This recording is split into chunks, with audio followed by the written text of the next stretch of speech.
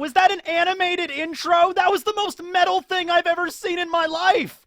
We have the budget for that? When did we get the budget for that? I've been sitting around talking to a brick for the last 3 years for these intro segments when we could have been doing stuff like that.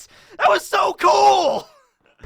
Every video's gonna have an animated intro now. Every single one. Okay, no, that's not gonna happen. That is a once in a blue moon kind of situation. But I feel like I should start this video off by thanking the person that animated that insanely metal intro for me. That was animated by Drawing Like a Sir, also known as Marcel. He also did some animation work for me before. If you remember during the charity drives that I do every time at the halfway point for the charity streams, I have that little animation with the Germa, like doing the little dance number on the stage. Yeah, he animated that. And so that was an idea I've had for a long time, okay? So I'll talk a little bit more about it at the end of the video because I want to get to the main topic. But I'm like, okay, if Oda ever reveals the full roster for the Kid Pirate crew, I gotta make a video about that. And what better way to start off said video than a Metalocalypse parody of the Kid Pirates as Death Clock? I'm like, that has to be done. And I don't have any animation skills. So that was an idea I have had probably for the last, probably going on 4 years now, okay? And I contacted Marcel, and I'm like, can you do this? And he's like, I can do this. And I'm like, yeah, damn straight. And so, yeah, he did a great job. And, yeah, let's get to the video. Let's do it. Talking about the Kid Pirate crew. Heavy metal. Oh, yeah. I don't know how to play guitar and I don't want to mess with it, but heavy metal! Yeah! Okay, so yes, a couple months back in the SBS, I believe it was SBS Volume 102, Oda revealed, well, not the complete roster for the Kid Pirate crew. That's the weird thing. He confirmed that there were 31 members on Kid's crew, which is actually, now that you think about it, it's interesting because Luffy's crew has around 10 members, and it was revealed Law's crew has around 20 members, and Kid's crew has around 30. So that's just an interesting little thing to look at, that all these really powerful pirates, Kid, Law, and Luffy, all now have a 3 billion berry bounty on their heads, and yet their crews are relatively small compared to all the other pirate crews that are out there, especially like Big Mom and Kaido, right? Well, anyway, Oda confirmed there's 31 total members on Kid's crew, but he only drew concept art for 22 of them, okay? So there's still 9 more that we don't know about, and I don't know if that's just Oda couldn't, maybe he was on a time crunch, or maybe he just couldn't come up with ideas yet, or maybe he just wants to wait. Maybe he's like, well, I don't want to put all my eggs in one basket. I don't want to reveal every last member of Kid's crew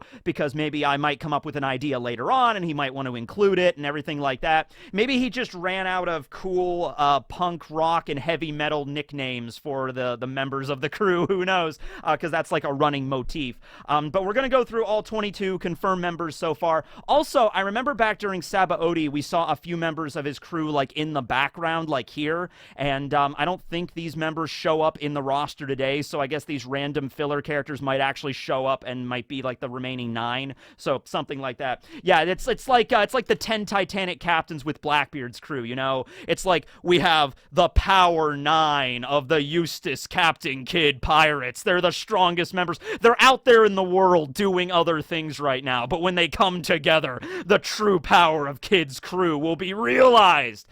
I am so glad I am doing this video, and I am so glad I went full throttle with it. I mean, I kind of did that with Law Week for the 7 videos, but I'm glad I commissioned Marcel to make that badass Metalocalypse intro and everything, right? Because I feel like Kid does not get the respect that he deserves, right? Some people have even been taking to calling him Captain Mid, because he's like mid-level or like mid-tier, you know? He's not as cool as Law and Luffy. Well, you know what?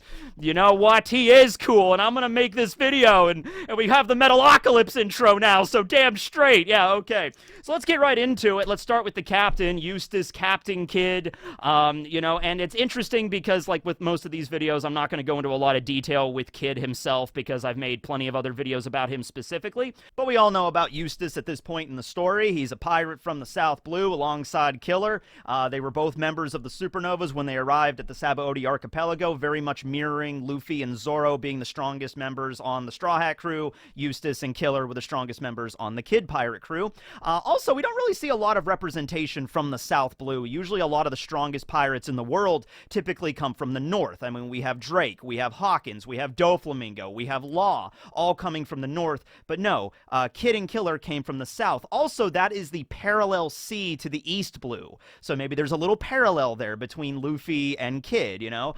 Maybe it might go like, because that's like the one half of the Grand Line, the Paradise side of the Grand Line, that's bordered by the East Blue in the South. And we know the East Blue is the weakest ocean, and then therefore the West and the North are bordering the New World. I like to think the North Blue is the strongest or the most dangerous ocean because of all the really strong pirates, and like the Germa originated from there. So the ranking might actually go East Blue as the weakest sea, which is oddly enough where Roger and Luffy came from, and then the South Blue as the second weakest, and then we have the West Blue, and then we have the North Blue as the most dangerous. I would like it if that's actually how it shook down, okay? So Kid and Luffy kind of originating from those oceans that are viewed by and large as like the weaker oceans of the sea and end up being super powerful, okay? So there we go. Kid has the power of the Jiki Jiki no Mi, the magnet fruit, the fruit that Oda forgot to reveal the name of for years and years. He actually thought that he did reveal the name, and then everyone was telling him in SBS questions like, hey, what's the name of Kid's fruit? And Oda's like, didn't I reveal that already? I'm like, no, you didn't, Oda. It's like, oh, well, it's the Jiki Jiki no Mi. There you go. And it's like, okay, there you are. So he has the ability to manipulate magnetic forces, and he does so in a variety of ways. He can make metal prosthetics, you know, as Shanks ripped off his arm. He just basically used his power to compile a bunch of metal together. I like to think he's a little bit, he has like an engineering background. I've gone into this before at one point or another, and he actually made like a mechanical, you know, robotic arm. It's not just a bunch of scrap metal. I mean, he can do that in a pinch. Like if his prosthetic got destroyed, he could just cobble together some rebar and some metal and some screws, nuts and bolts, and he can make an arm. But like his actual arm that he uses all the time is an actual prosthetic, okay? And so I like to also think he's maybe one of the shipwrights for his ship, the Victoria Punk, which is a really cool design that has like a Tyrannosaurus Rex skull, or maybe that's like a Megalodon skull, or it's something really cool, okay? It's like some prehistoric creature, and it kind of opens up into like a stage area because the whole motif of the crew is like punk and like heavy metal, like 1970s, 1980s, kind of like British rock scene. That's kind of the whole idea, and all of them kind of wear leather and straps in some way or some configuration. You know, it's like whatever. Yeah, they all have really edgy names that we're going to get to in a second. Eustass Kid's name is actually taken from two different pirates, though, just like a lot of the other, like Edward Lowe was the inspiration for Law. So in the case with Eustass, we have Eustass the Monk, who is a 13th century French pirate, and then William Captain Kidd, who is a 17th century privateer. Okay, so takes inspiration from that. But all the other names, aside from Killers, are all taken from like, you know, like either band names or like famous musicians, or just like generic terms that you might hear in like a club or something, or like at a concert or something like that, right? So yeah, Kid, I feel like, yeah, he doesn't get as much screen time. I feel like Oda kind of wanted to push him more into the spotlight, but maybe just because it's like, oh, well, you know, Law is more popular with the fans, you know, we have to focus on the Straw Hats, obviously.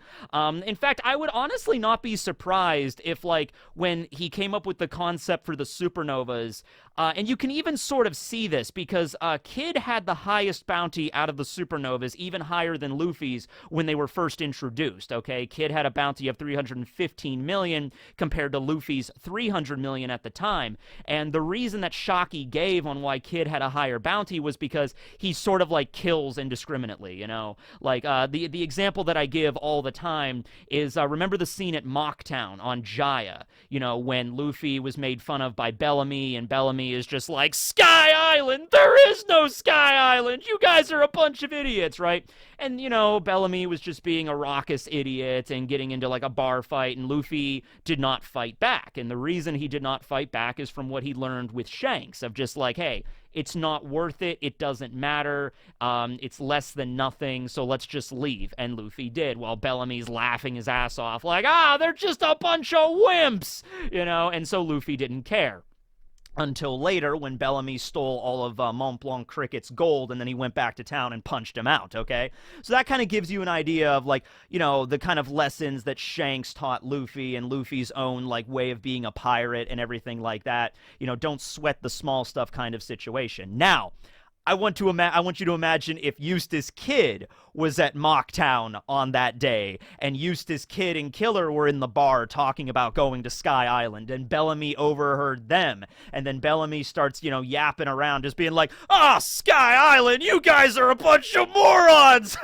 Where are you going to your heavy metal concert tonight? Oh, can I get tickets?" And the whole bar starts laughing, and Bellamy's crew, like Sarkis and there and like, ha ha ha, oh god, they would be so dead. They would be so dead. There would be no redemption arc for Bellamy and Dressrosa. He would be a corpse 6 feet in the ground, and that entire town would be burnt, okay? There would be nothing left, all right? Kid would have razed that place to the ground, all right? Killer would have sliced off their heads with his Punisher blades. It would have been a bloodbath, okay? So that's how Eustass Kid and his crew deal with that kind of shit, all right? So that's the reason. He's a lot more dangerous. He'll attack civilians. You know, more typical to, like, how most pirates honestly operate, okay? Whereas Luffy and the Straw Hats sort of have to be, like, they're the main characters of the manga, so they have to be, like, the heroes, sort of. You know, they're not going to be mean and go around and, like, murder innocent civilians. And so when Oda was coming up with the supernovas, he's like, well, you know, that's what Kid's crew is going to do, right? Okay? But I like to think that because Kid had a higher bounty than Luffy at the time, and certainly was, I think, one of the more interesting members of the Supernovas, at least in Oda's mind, maybe he thought that, like, oh man, the fans are going to go crazy for this Eustass Captain Kid character, right? He's going to be, like, the main character next to Luffy or whatever. Maybe he did think that, and all of that attention just got focused on Law. Like, everybody was just like, my god, Law is so cool! And he is! But then it's just like, all right, I guess I'll focus on Law then, you know, in the new world after the time skip. And so we get Law, like, at Punk Hazard, like, as soon as the Straw Hats arrive, because it's like, okay, we got to get started with this, right? So maybe that's the situation. Maybe Oda was like, let me focus on Kid, but then everybody was like, no, Law is the hot ticket. Everybody loves Law. And it's like, all right, I guess I'll focus on Law. And so Eustass kind of got pushed to the side a little bit there. Also, I was wondering if Eustass was maybe named after the character from Courage the Cowardly Dog. You know, Eustass, you know, that's Eustass Bag. Yeah, I don't know. I just think of that every time I hear the name Eustass, okay? So, yeah, that's Kid. Like I said, I've made a lot of other videos about the dude, so you can go check that out, more into, like, his backstory growing up in the South Blue and everything, his run-in with Shanks where he lost an arm, also sank some of Big Mom's ship over the time skip. So he's certainly been busy. Went up against Kaido, didn't back down, tried to fight him, got his ass kicked, got thrown in jail, but he never gave up, okay? That's Eustass Captain Kid. And now he has a bounty of 3 billion, but Luffy is the new emperor, not him, so he's a little bit upset over that. I guess we'll see what happens next. But I like Eustass. I've always thought he was a cool character. It's just that, you know what I mean? We just don't get a lot of time to focus on him. But we did get a few cool moments during Onigashima when he fought against Kaido, and then he teamed up with Law and fought against Big Mom and knocked her down the hole. And he has some really cool attack names and everything, like Punk Rotten, Punk Gibson, Damned Punk. A lot of punk names, all right? Absolutely. He should have a name that's just called, like, the Dirty Harry. You know what I mean? Like, from the Dirty Harry. He's like, hey, yeah, there, punk. You know, something like that. I don't know. But anyway, yeah. So that's Eustass Kid. Now moving on to his second in command, the first mate of the Kid Pirates, and the main fighter, the Zoro to Kid, as is, you know, Zoro is to Luffy. We, of course, have Killer. And that's all we know. Does he have a first name? Does he have a last name? Does he have a middle name? Nope. He's just Killer. So the funniest thing is, all the other names of the Kid Pirates are, like I said, Kid's name is taken from famous pirates from that actually lived in our world. And then all the other names are like Gig and Heat and Wire. Really cool, edgy, you know, names. Killer's name, while also edgy, Oda came out and admitted he just pick the name out of sheer laziness, which makes sense because he also went on to say that the supernovas were something that were added, a lot later into the story. Like, he didn't plan the supernovas out for like years and years in advance or anything like that. It was like the Straw Hats were getting to Sabaody, and I guess his editors maybe told him like, hey, maybe we should have some other like rivals for the Straw Hats. And so Oda, I don't know how long it took him to come up with the supernovas. I don't think it was like a night before kind of thing. It probably took him maybe a few weeks in advance. But he came up with the supernovas kind of last minute, so I can imagine him designing all the supernovas, and then maybe Killer was like the last one, and he's like, the deadline's tomorrow. His name is Killer. Screw it. I don't even care. You know what I mean? So his name literally has no meaning beyond that. He didn't take the name from like a heavy metal band. He didn't take the name from a famous pirate or anything like that. It was just, it's lazy, but it's edgy enough and it sounds cool, okay? And Killer is a really cool character. In fact, I might like Killer more than I like Eustass, actually. So, I don't know. Because for number one, even despite his name being Killer and he wears the mask, I think that alone just gives me points because I'm a big fan of, like, 1980s slasher movies. So I like, like Friday the 13th, Jason Voorhees, Michael Myers, Leatherface and all those kind of characters, right? I love those movies. So the idea that his name is Killer and he has a mask and he uses these giant like spinning scythe Punisher blades, I mean, that kind of like harkens back to those sort of characters, and I'm like, okay, Killer earns points for me just for that alone. But also just the fact that you think somebody named Killer and he's like super muscular and everything like that, you think he would just be like like a Kenpachi Zaraki type character of just be like, I like to fight, I like to kill, I like the blood, that kind of shit. And he certainly does get brutal when he fights. I mean, his weapon are literally spinning scythe blades on these mechanical gauntlets on his arms. Like, he can literally either, go through an entire wheat field and harvest the crops in one day, or he can mow down an entire army of soldiers, okay? He can do either of those at very, high levels of efficiency. But despite that, he's actually pretty intelligent, and he actually thinks things through, and he's not as hot-headed as his captain. So, that's the interesting thing about the Kid Pirates, where the man named Killer is like the moral compass and the advisor that actually tries to think things ahead for the captain, right? Isn't that interesting? I find that fascinating, okay? So Kid is the one that's like, Kaido, jumps off of the Sky Island and he's just like, you're gonna join my crew, and Kid's like, screw that, and then they start to fight, and he's the one that gets taken and thrown in jail. Killer managed to escape with the rest of the crew, tried to rescue him later, and that's when he accepted Orochi's deal. Orochi came up with the idea of like, hey, well, hold on, it's been a while since I did the Orochi voice. I am Lord Orochi. You want to save your captain, do you, Killer? Well, consume this smile fruit and maybe you can. And so Killer's like, all right. And so he eats the smile fruit. It's unfortunately a failure, and Killer transforms into a pleasure. So he cannot stop laughing. Something very difficult for him because he hates his laugh. His laugh is fa fa fa fa fa fa fa fa fa fa fa fa. He hates it. And so he became the serial killer Kamazo throughout the beginning stages of Wano. So we actually do get to see his face, at least a little bit without the mask. It's kind of covered up with bandages, but he does have a flawless smile, okay? Look at those pearly whites, okay? So guy named Killer, and he hates his laugh, and his face might be a little bit disfigured or maybe scarred up, also indicative of 1980s slasher movie characters and stuff like Jason, who always have messed up faces and everything like that. But you cannot deny the dental plan on the Kid Pirate crew is impeccable, okay? Anyway, so Zoro fights against him in Ringo, and Zoro does win. He does beat Killer, but remember, Killer was not using weapons that he was normally used to. He was using these regular scythe blades. He didn't have his gauntlets, his Punisher blades with him. So who knows? Maybe that fight might have went a little bit differently there if Zoro fought against him while he actually had the weapons he's used to using, okay? So who knows where that would have went exactly. It would have been a pretty cool fight to see them both at full power, right? Okay. So anyway, it was also revealed, by the way, that Kid and Killer were both childhood friends growing up in the South. There's a little story about that where they had this friend growing up who was a girl and was like their first crush, and so there was a moment where they were all eating curry udon together. So they were eating, and I guess she spilled some of the udon on her, and Kid and Killer laughed at her because of that, and then she she beat the shit out of them, and I guess that from that moment on, like, they were just like best friends. It's like, okay, well, whatever, we don't need her, let's go start our own pirate crew. It's like, okay, kid. And then so they wander off. I like to think they grew up in like a junk heap. Maybe Kid and Killer knew like a mechanic or somebody on the island, and that's how Kid got interested in like building things and like mechanic work and everything like that. Because Kid can do some crazy shit with his Jiki no Mi, you know what I mean? Like, he can make giant robots and everything with that thing. So that, you know, you have to have some engineering knowledge in order to make that work, the same way that you have to have medical knowledge to make the op fruit work, you know what I mean? So yeah, that's Kid and Killer. I probably talked a little bit more about them than I planned to, but go and check out some other videos if you want to know a little bit more about their individual dynamic, okay?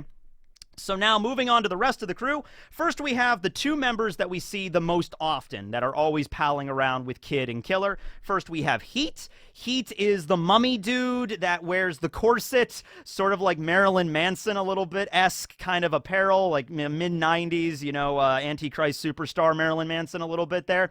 But he's got the hair, his mouth is like stitched up. I'm not really sure if that's all makeup or if he actually just looks like that. And his ability is going along with the name, which the name Heat is actually a, is it Swedish? Yeah, it's a Swedish band called Heat, spelled like H, you know, period, E, period, A, period, T. Heat, you know? And so because of the name, though, he has the ability to breathe fire, probably not due to a devil fruit, probably honestly due to like maybe a flame dial. Maybe he took a flame dial from Skypiea and just shoved it in his mouth and just like, pooh, you know, heat, stuff like that. Or maybe it's like, I'd also probably a reference to like the pyrotechnic work that you'll see in a lot of like heavy metal performances and stuff. Like on stage, they'll have fireworks and like, you know, fire jets and shit shooting out and stuff like that. I've never been, what's the best concert you've ever been to, okay? If you're a fan of like heavy metal and stuff and you're watching this video for some reason, like, man, I really like Eustass Kid's character because he's based off of heavy metal, and I like heavy metal. Hey, Tekking's making a video about this. The metalheads finally have a time to shine. Okay, so what's the most epic concert you've ever been to? How about that? I have friends that are really big into like heavy metal and stuff like that, and I like talking to them about it because that's like a world that I've never really been into or whatever like that, but I'd be interested in like going to a concert or something like that. That'd be really cool. But anyway, that's probably the reference. Okay, so Heat is like a mummy dude and he breathes fire. He's pretty epic. Then we have Wire, okay? Wire, named after the English rock band Wire, featured here. Oh, is that Spooky? Oh, I thought it was for a second there. You know, it's funny. When I ran into Spooky, when I first saw Too Spooky at Anime Expo for the first time, I just looked at him and he's got the long rocker hair, and I'm just like, dude. And he also has like a black painted fingernails, and I'm just like, dude, Spooky, you probably get this a lot, but like, you would be right at home at like a heavy metal band or whatever. And he's just like, yeah, I get that a lot. I'm like, yeah, okay. So anyway, yeah, there's a band called Wire. Wire's namesake. He is a tall, lanky dude that kind of dresses in like a cult sort of apparel. Like if you saw him in like a D&D campaign or something, like, all right, so the barbarian bursts down the door and you see the cult gathering around the satanic circle to summon Lucifer, and then you see this guy drawn like this, you know, is like pretty example. That's what it is. He has like a pitchfork, kind of a trident sort of weapon that he wields. Doesn't really have anything else going for him in terms of like devil fruit abilities or hockey or anything like that, but he just has this really lanky appearance, kind of a triangular beard, horns coming out of the cape, not the cape, the kind of hood that he wears, and he has like the pitchfork. Okay, so you know, he fits kind of right in when it comes to like a heavy metal band. So these four are the ones that we see the most whenever, you know, Kid shows up, and we knew about Heat and Wire's names years ago. Okay, and so finally, after years and years, we finally got the SBS reveal of all of the members of Kid's crew, and they're not all of them because there's 9 more, but most of the members of Kid's crew and their names. So let's go through them now. First, we have Bubblegum. Bubblegum is this character, the 5th character of the Kid Pirates that was featured in Marcel's intro, and I specifically asked him to animate Bubblegum because that was another thing I was waiting for. Is I wanted to do the Metalocalypse thing, but there are 5 members in Death Clock in the show, so there's only 4 named members of Kid's crew that we know so far, so I was waiting for Oda to reveal the full roster so I had more characters to work with, okay? So I got the full roster, and I was looking at it, and I wanted Gig to be the 5th member, but Gig is like this super big guy. You know, he weighs like 400 pounds, and I don't think he would have really worked, you know, riding in the sidecar, although it would have been pretty funny. So after all the characters I was looking at, I decided to ask Marcel to animate Bubblegum into the intro. Bubblegum is pretty cool. He kind of looks like the Joker, like a clown sort of aesthetic. Also, a reference to a character in Metalocalypse that is like a clown, so there you go. Anyway, Bubblegum is named after bubblegum music, which was sort of like the precursor or one of the big inspirations that would later lead to punk music in the 80s, okay, in the late 70s into the 80s, okay. I really like Bubblegum's design. Like I said, very clown-esque. You can kind of see him. You can kind of see all these guys in like a heavy metal kind of performance or whatever. You know, Kid jumps out there. He's got his feathered boa and his metal arm, and he has this scar across his face, and he's the lead vocalist. And then you have Killer on drums. He's using his Punisher blades to, like, you know, bang the drums, and you got Wire there on bass, and you got Heat on the guitar and everything, and you got this clown dude up there. I don't know what he's doing. He's on keyboard or some shit. He's got a keytar. I don't know, but Bubblegum looks pretty cool there. Then we have Gig. Gig might be my favorite. Okay, so Gig named after, like, hey man, we got a gig tonight. Gig just being like the term for like a musical performance. Okay, so Gig is like this 8-foot tall dude that weighs like 400 or 500 pounds, and he just has this giant leather jacket over him, and he's got like a spiked hair coming out and everything like that. He looks so damn epic, okay? So this guy just stomps out onto the stage. He's just like, Gig! And he's just like, yeah! You know? So, yeah, that's a pretty cool character. I like his design. And obviously, we don't know much about these characters beyond their design, so I'm just going to go through all of them. But we have like over 20, so, you know, let's get going here. Next up, we have Dive, named after like a dive bar, you know, kind of like, you know, I live in central Pennsylvania. There's a lot of dive bars around here. I've been to a few of them. They're an interesting kind of vibe. I've never been to like a big major concert before, but I've been to my share of like dive bar performances. Because like I said, I have friends that are into that scene and stuff like that. So I'll go every now and then and just like hang out in a dive bar and eat some bar food and listen to some music or whatever.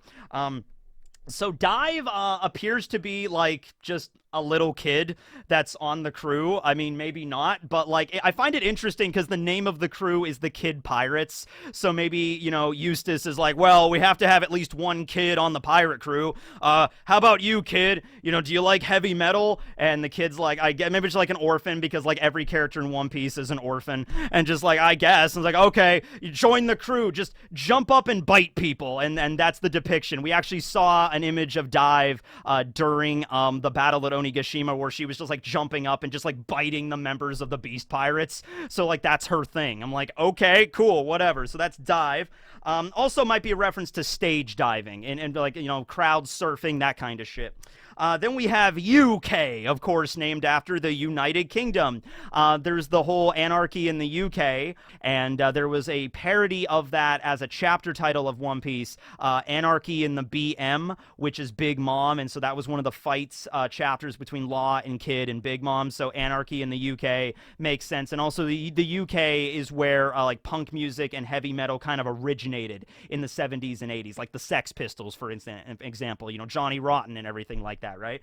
Also, one of my favorite stands in JoJo Part 5, Sex Pistols. There we go. So yeah, that's UK, tall dude, long black hair, that kind of shit. Also, I was gonna wear eye makeup for this, like no kidding, because I was gonna go full 100% with this video. I was like, man, I should have like eye makeup or like some cool like, you know, makeup or something on my face. But I don't know how to apply eye makeup, and it's kind of last minute. So yeah, that's just how that goes.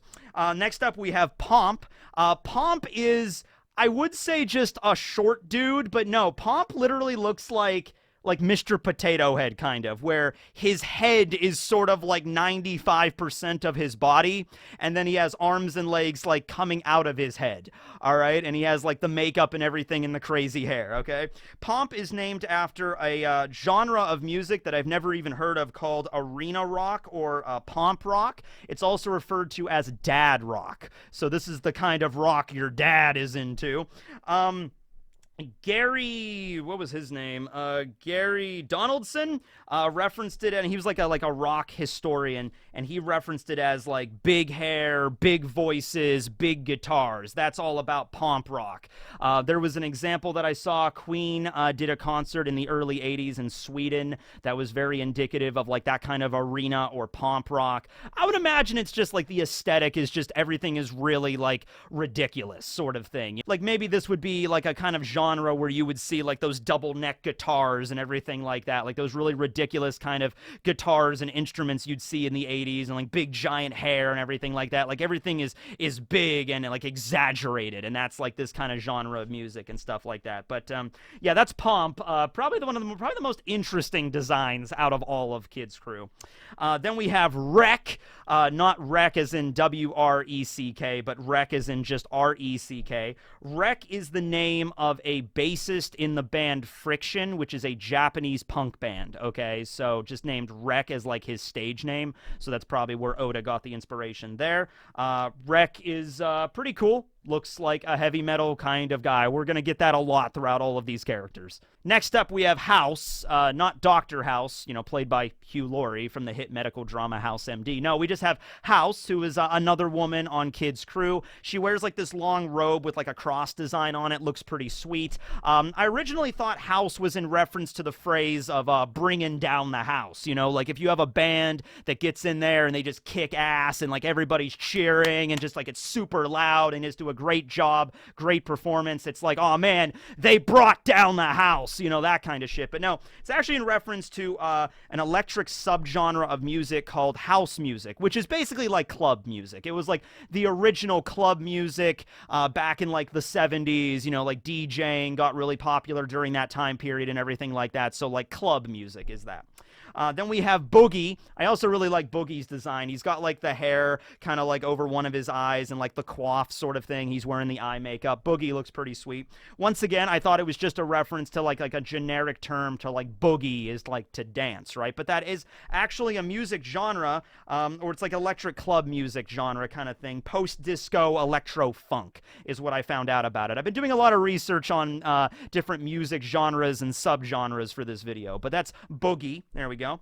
Then we have Mosh, or maybe Mash from Mashal. No, it's Mosh. This is another term I knew about already. Mosh is in mosh pitting. Okay, so the idea that like you have a giant crowd at like a punk show, you climb up on the stage and you jump into the crowd, you jump into the mosh pit, which is actually very, very dangerous because you could end up getting like dropped or like trampled or something, but that's where the term comes from. Then we have Hip. And Hip is, she honestly looks the most normal out of everybody up until now, right? We have Gig, who's this giant guy wearing a leather jacket. We have Killer with the mask. We have Pomp, who's the dude that's like more head than man. But then we get to Hip. And Hip just kind of seems like a girl that just showed up at a concert and is just wearing like, she's not dressed like crazy. She's just wearing like a t-shirt that like she bought, you know, to support the band and everything. And she has fairly normal hair and nothing crazy with like her makeup or anything. And so she's hip. And she is hip. And I guess, is there another character named Hop? Yeah, I don't think so. But still, okay, cool design, I guess. You have to have, like, normal characters to balance out the ridiculousness sometimes. Next up, we have Papas. Papas is a dude that has like a hoodie, and so he uses a sword and he runs around and like cuts people up and everything like that. So Papas might be in reference to the Mamas and the Papas, which is like a folk band, but that doesn't really fit with like the punk rock sort of aesthetic. So there's another band that's like an indie band called Papas Freed Us, and so maybe that's a reference. Also the fact, once again, that Kids Crew is like the Kid Pirates. The idea you have a character in the crew named Papas, as in Papa, as in father. So like a kid and a father, that might be the reference that Oda might be going to. Or it might be all those references. It might be like 4 references into one, into this random background character that really rarely shows up or anything like that. Who knows? Next up, we have Jaguar. Yeah, Jaguar, like Grimjow from Bleach. Yeah, exactly. So Jaguar might be a reference to there's, I guess, a brand or a type of guitar called a Jaguar electric guitar. Never heard of it, but now I do. Also might be in reference to Mick Jagger, who is the lead vocalist for the Stones, right? Because Jagger and Jaguar in Japanese would be sounding very, like, phonetically similar. So it might be a reference there. But yeah, I like to go with the Grimjow reference, so we can get a Bleach reference in there. Next up, we have Quincy. Ah, man, I should have used the Bleach reference for her. Not, okay, whatever. So we have a character named Quincy, and she looks pretty cool. I actually really like her design because she has like this really kind of over-the-top, like, royalty sort of vibe going on where she has this really elaborate outfit and like a crown on her head and everything. So she looks really cool. Quincy might be in reference to Quincy Jones, who is a famous musical producer. In fact, I think it was Quincy Jones that was one of the executive producers on Fresh Prince of Bel-Air that made Fresh Prince happen. So if you're a fan of Fresh Prince, yeah, that was Quincy Jones. Yeah, that was. Okay, so yeah, thank Quincy Jones. Pretty sure it's the same person. But yeah, so that's Quincy. Then we have Moai. Moai is another woman, and she just kind of has like a bandana and kind of like fuzzy hair, kind of very similar to Dadan a little bit, to Curly Dadan. And so Moai, I don't really know the reference that is going with her. The only thing I could think of is the Moai statues on Easter Island.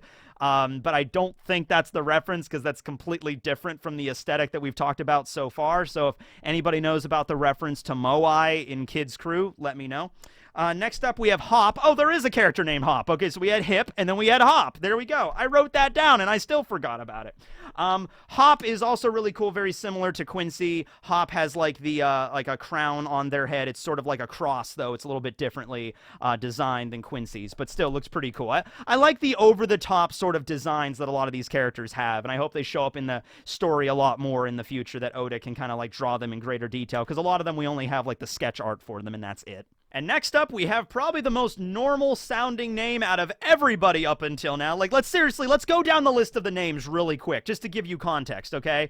Eustass Kid, Killer, Heat, Wire, Bubblegum, Gig, Dive, UK, Pomp, Wreck, House, Boogie, Mosh, Hip, Papas, Jaguar, Quincy, Moai, Hop, Emma. Just Emma. Not spelled in an interesting way or anything, just E-M-M-A. Emma. So she's pretty cool. She's wearing like a jacket and like a leather jacket, and she's got a mohawk and some shades. And she looks kind of like Daria a little bit from the show Daria, where she's just kind of like, yep, I'm just here at this concert. It's pretty cool, I guess. Sounds pretty epic. Yep, just hanging out. Like, that seriously kind of sounds like, you know, how she would talk. But yeah, that's Emma. So there you go. Just Emma.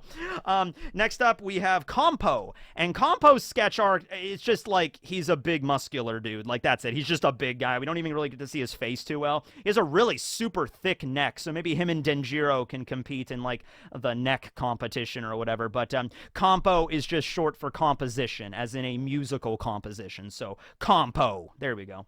And then finally, the last character that we have a sketch art for. Remember, there are still 9 members of Kids Crew we don't know yet, and might find out later. But then we have Disc J, who's just a short dude, kind of looks like Humpty Dumpty a little bit, little egg-shaped body, and has crazy hair, and sort of looks like he has, like, I don't know if those are like you know those like chokers you can get, like the spiked collars. It kind of looks like that, but because he's so, the way his body is shaped, it kind of looks like he just has like Christmas lights around his neck or whatever. But Disc J in reference to disc jockey or DJ. Okay, so there you go. Pretty simple reference there.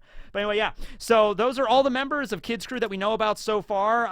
I feel like the reason, like, Oda went out of his way to specify, no, there are 31 members, but I'm only going to draw 22 of them.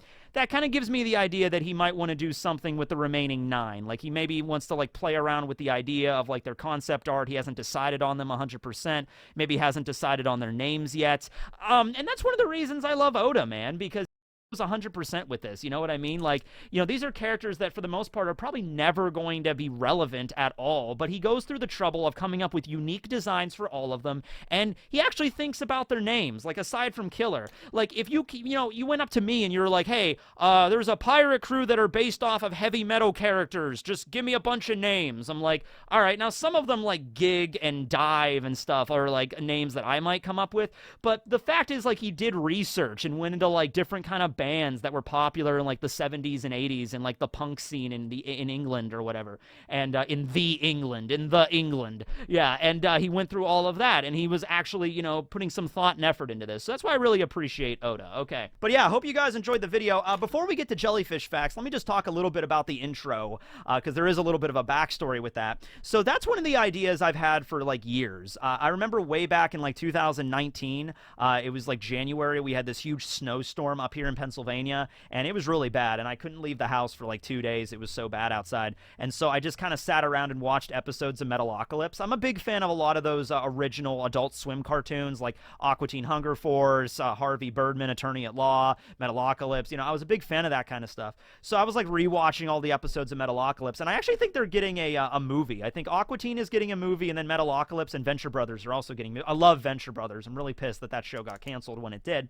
But anyway, yeah. So I'm watching Metalocalypse, and I'm thinking, man, it'd be really cool if we ever find out the full roster of Kids Crew. I did like, or I got somebody to do animation of like the Metalocalypse intro with the death theme and everything, but with Kids Crew there. And so that's an idea I've just had in the back of my mind, and every so often I would be like, man, I'd really like to do that, but I have no talent in animation. I couldn't do it.